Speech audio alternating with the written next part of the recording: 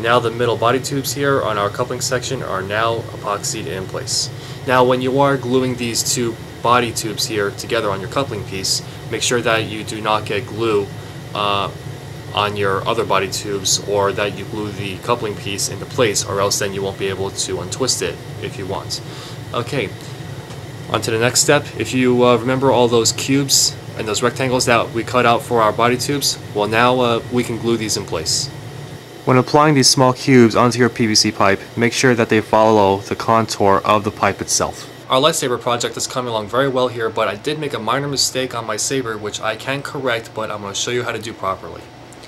Before, when I was putting on my rubber slip joint washers, I did make my 18/32 body tube 1/16 of an inch away from this lower rubber slip joint washer. In this case, you don't want that. You want to leave a 1/8 inch gap in between your body tube and the rubber slip joint washer so you can fit an O-ring in here.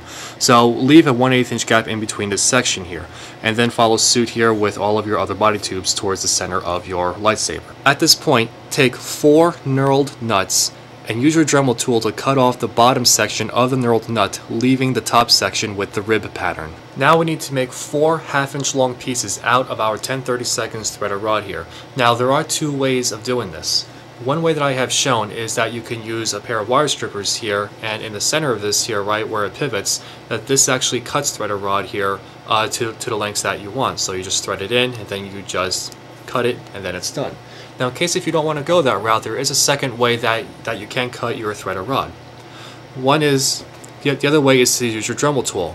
What you do is make your 1/2 inch mark and put 2 10/32 nuts onto your threaded rod here, one on each side of the mark, and then once you cut this, use your nuts to actually rethread the ends that you just cut here on your threaded rod. So therefore it will be a lot easier once you thread these 1/2 inch pieces onto your cut knurled nuts and into your lightsaber.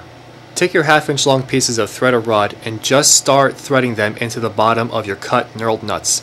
The bottom of your knurled nut will be where you just cut off the excess brass off with your Dremel tool. Then mix up a batch of 5-minute regular epoxy or 5-minute perm epoxy and insert it through the top of your knurled nut onto your threaded rod. Slowly thread your threaded rod up into the knurled nut, creating a bead at the top of the knurled nut. You do not want the threaded rod to protrude through the top. Once you have a bead, smoothen out the epoxy with a piece of paper or a piece of plastic for a nice flat finish on top of your knurled nut. Next, we're going to make marks and drill out our holes for our MOC activation buttons and our adjustment knobs here. So as you can see here, here's our MOC activation button, our brass knurled adjustment knob, our 8/32 socket cap button screw, and your 8/32 truss screw here. Now, of course, as you can see here, that this here is the center of our lightsaber, and going in this direction here is our emitter, as you can tell here just by our ribs. So here we're going to have to make a couple marks on our body tube here, on this side here where the center line is, and right up by the rectangle section. So here's our measurements. From the front of our 1 3/4 body tube, we're going to make a mark 3/8 of an inch down, and from the bottom of the body tube here, we're going to make a 1/4 inch up over here. In front of our rectangles here, we're going to have 3/8 of an inch down from our front of the body tube, make a mark there, and again from the front of our body tube again, we're going to make a mark down here at 13/16 of an inch. Now, I used a pilot bit here to drill out my holes, because if I use the actual drill bits here to drill and tap out our screws, the drill bits can wobble. So use a pilot bit. It's going to work out to be the best. So as it goes here, we're going to make this front hole here, and these 2 holes here above our rectangles here, drill and tap them out for 8/32, and this bottom one here that you measured for a 1/4 inch, this is going to be 10/32 for our knurled nut. And once you put those in, just to show you what it's going to look like, this here is what our buttons are going to look like here on the lightsaber. Now you do have the option here, if you want to fill in these holes just so that it won't look too mechanical or anything. You know, you could just use 5-minute regular epoxy, just fill in the holes here, smoothen it out, and if you need to, just sand it down with some fine sandpaper so that it can look to have a smooth finish. At one end of the lightsaber, on your upper body tube section, flip it around on the other side and measure 7/8 of an inch from the top of your 1 3/4 body tube down.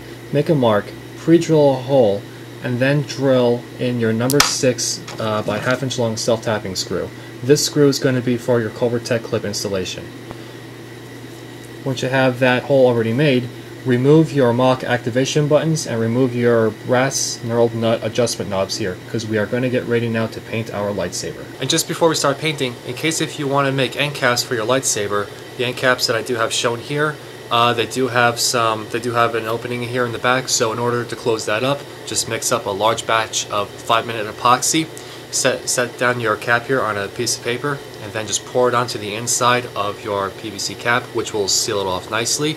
And all you're going to need is just some fine sandpaper just to sand off the back, just to smoothen it down.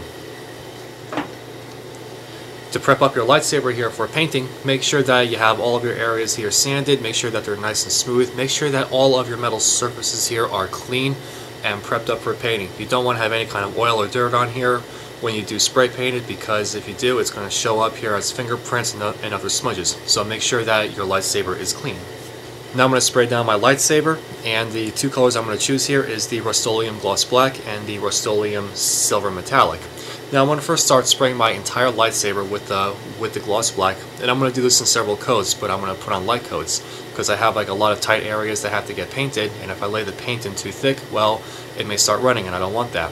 Now once all that paint has finally dried, then I'm going to give several coats, light coats actually, of the Rust-Oleum Silver Metallic. So I'm going to take my time and I'm going to do this right. After the entire lightsaber has been painted black, you will have to mask off the 3/4 inch PVC pipe under your emitter fins, as well as the machine band here going around your emitter section. Use model mask or fast mask to brush on into these areas here. It's basically just a liquid masking tape, so it'll be easier to brush on and just to peel off. In case if you don't want to go that route, just paint the entire lightsaber silver and go back into this area afterwards with a small brush and black paint. Now there's two places that we're going to have to place our O-rings here on the main body of the lightsaber itself. One ring is going to have to go here, and the other ring is going to have to go up here on the lightsaber. So we're going to first take our O-ring and put it up on here first because it is the hardest. Now simply just putting this O-ring on and trying to get it up here to the front is not really that easy because we have these rubber slip joint washers which will be in the way. So if you take this guy and you just start putting it over, it's going to get caught here in your rubber slip joint washers, and it'll be very hard to get it over. So I'm going to show you a trick on how to get over that. First, apply some masking tape and place it over your rubber slip joint washers with the sticky side up. Then apply a second layer of masking tape over the masking tape you just put on with the sticky side down. Gently roll your O-ring over your rubber slip joint washers towards the top of the emitter. Remove masking tape and place O-ring on the second larger body tube just underneath your rubber slip joint washers. And once you have the O-rings here on the main body of your lightsaber, don't forget to put the O-ring on your coupling piece of your lightsaber as well. Now, as for your mock activation buttons here, it is best if you want to rethread the holes here on where they go, since they may be caked up with paint. So it'll be a lot more easier to put these guys in. And then take your number 10 finishing washers, place them underneath of your mock activation buttons here and your knobs, and then screw them into their appropriate places. And don't forget to apply your Cobra Tech clip.